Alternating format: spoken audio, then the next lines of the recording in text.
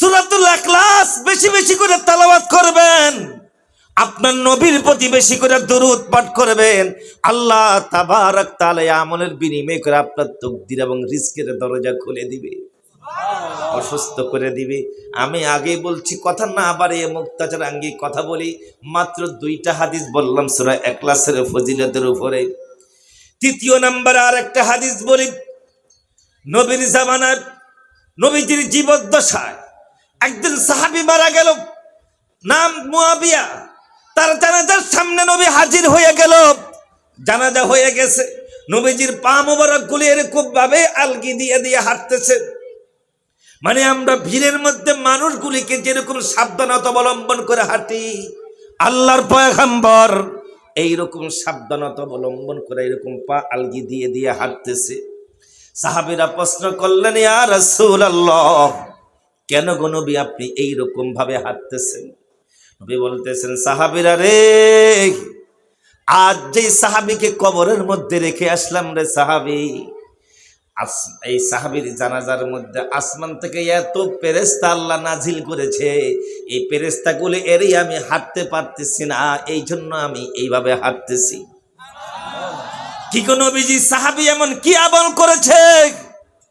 মুয়াবিয়া ইবনে মুয়াবিয়া এমন কি আমল করেছে নবীজি জানবার চাই। আমিও তো এই কথাই ফেরেশতা জিবরাইলকে প্রশ্ন করেছি, জবাব দিয়েছে যে আমার মুয়াবিয়া ইবনে মুয়াবিয়া বাহ্যিক আমলের মধ্যে আমলটা বেশি ছিল।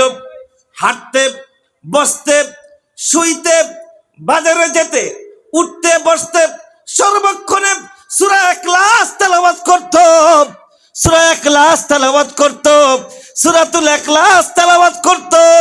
এই জন্য আল্লাহ যখন আল্লাহ তাকে জমিন থেকে আসমানে নিয়ে গেলেন, আসমানের মালিক আল্লাহ তাবারক তাআলা খুশি হয়ে আসমানের ফেরেশতাগুলো আজকে তারা জানাজার সামনে হাজির করে দিয়েছে।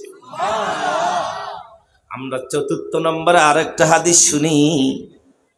নবীর সামনে জিবরাইল আলাইহিস সালাতু ওয়াস সালাম বসা আছেন, কথোপকথন করতেছেন।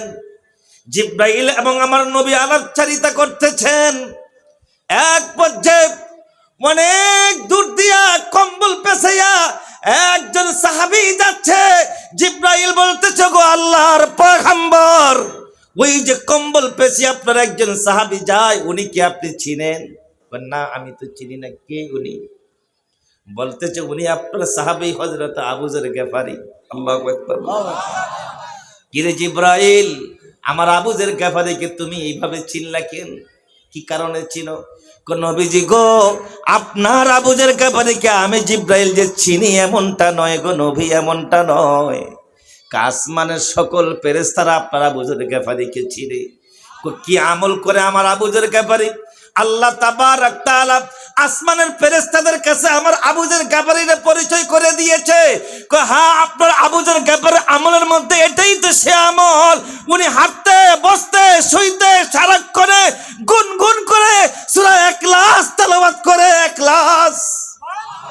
এই জন্য আপনার আমার মালিক, কুল কায়নাতের মালিক, আসমান জমিনের মালিক, তামাম মাখলুকাতের মালিক আমার আল্লাহ আপনার আবু যর গিফারিকে তামাম সৃষ্টি জগতের কাছে পরিচয় করিয়ে দিয়েছে। ও মুসলমান ভাইরা আমার, শুনুন, সূরা ইখলাসের উপর আরো মজার তথ্য আছে। কয়টা শুনবেন? কয় ঘন্টা শুনবেন? সূরা ইখলাসের ফজিলত নিয়ে আলোচনা করলে এরকম একটা আলোচনার মঞ্চ সারা রাত ব্যাপী করা যাবে। আর একটা মজার তথ্যের মধ্যে এই একটা তথ্য। বলেন এটা কোন গ্রন্থ?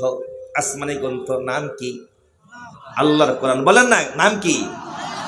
এই কোরআন ছাড়া আসমানের আর কোন গ্রন্থ জমিনে নাজিল হয়েছে কিনা? কেন যে না? কেন যে না? কেন বললেন? অস্বীকার করলেন।